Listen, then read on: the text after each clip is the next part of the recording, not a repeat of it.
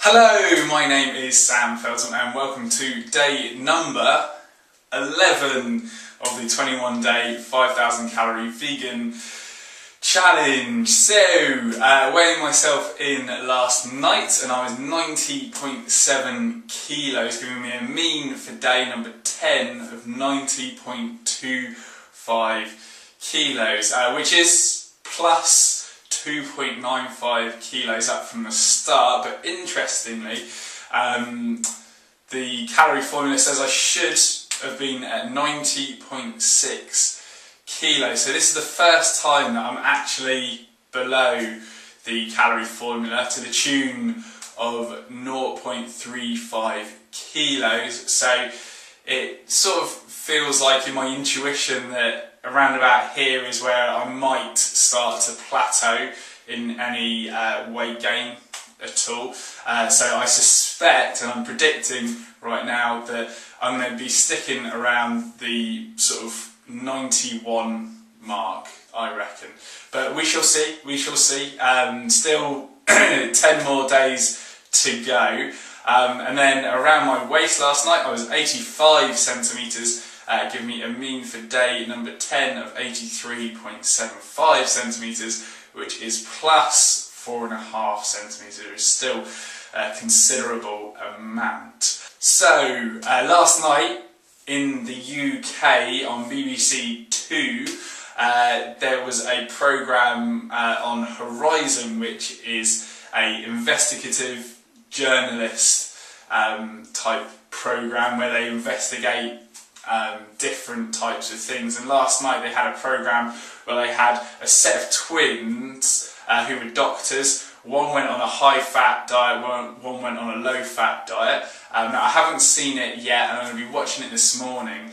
But I've heard a few things that bother me about how they conducted the experiment, but it's all good and fun all the same. But I will be putting up a review in the next day or so on my blog on the Huffington Post. So if you head over to huffingtonpost.co.uk/Sam-Felton, or just click here, is absolutely fine. And if you saw that last night, feel free to let me know what you think, either by commenting below or hitting me up on Twitter at Sam Felton. So without further ado, let's get into today's measurements.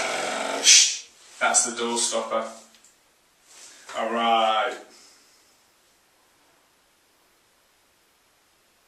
90.3. So that's a little bit down from last night, to the tune of 400 grams. Still up from yesterday morning though, by about 400 grams. And I'm starting to feel a little bit doughier around my waist, which is interesting. Cool, so 83.5. So everything seems to be up a little bit.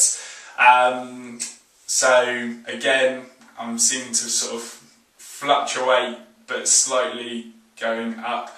So we shall see, still 10 days to go. If you do have any questions, comments or objections, make sure you put them in the comment section below.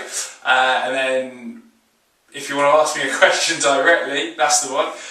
Hit me up on Twitter at Sam Felton. Then be sure to like us on Facebook at facebook.com/smashthefat.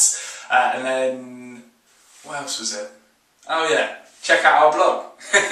If you want to check out the diet details, pictures, graphs and all that jazz, head over to smashthefat.com/blog.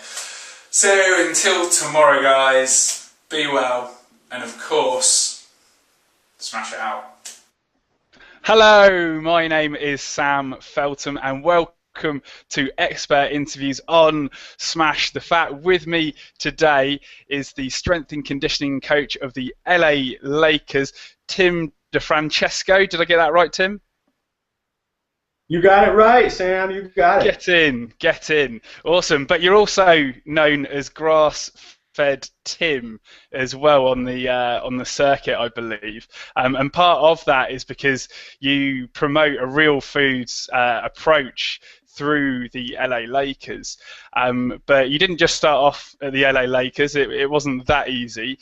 So how did you get into strength and conditioning coaching and build your way up to becoming the strength and conditioning coach of the LA Lakers? It's pretty incredible. Yeah, my landing point currently is quite a nice gig, and I'm thankful each day for having the opportunity to be here with the Lakers and do some really special cool things at this position. But one of the things that you mentioned there is that sometimes you just chat about nutrition, yeah. and it seems from that TWC segment that they had on their website, and I've seen that went out on the channel as well, that you're really big on nutrition, because as I said at the beginning, your nickname is Grass-Fed Tim in relation to grass-fed beef. Right. So, you know, what role do you play in terms of designing their dietary advice, and sort of how much of a hard time do you give them if they pick at the popcorn, as I saw in the video? Right. Yeah. You know, when I first got into this whole thing, well before I ever even dreamed that I would be in the position I'm in with the Lakers, I always knew, like I said earlier, that I have a passion for food. I have a passion for good food. I have a passion for food that fuels us as human beings in a healthy, long-term way. And my knowledge of the human body and how it responds to physical activity of any sort allows me to understand that the right foods are a critical piece to that puzzle. And I've always felt that, and people hear me say this all the time, you just can't out-train or out-rehab a bad diet. And you can cheat it, you know, for a certain amount of time, depending on your genetics. And trust me, I work with a lot of genetic freaks who have cheated bad eating habits for a long time. Big time. Elite athletes can be the worst for that. The worst. People assume that they're spot on with everything, but it's a bad assumption. I'll tell you that right now.